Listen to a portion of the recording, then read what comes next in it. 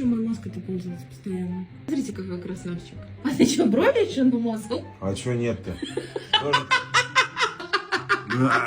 Че ты ржешь-то, я не пойму? А можно руки увлажнять? Да, можно. Размажь прям хорошенько так по рукам, будет здорово.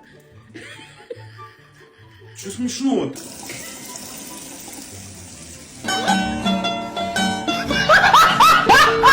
Ты че ржешь-то, руки не отмываются?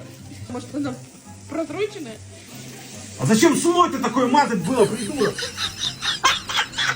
Иди, пожалуйста, отсюда.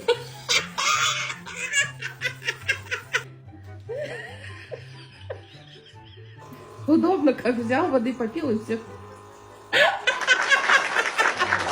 Чунга-чанга, весело живем. Вот смотри, для тебя живой уголок сделала, чтобы о доме напоминала.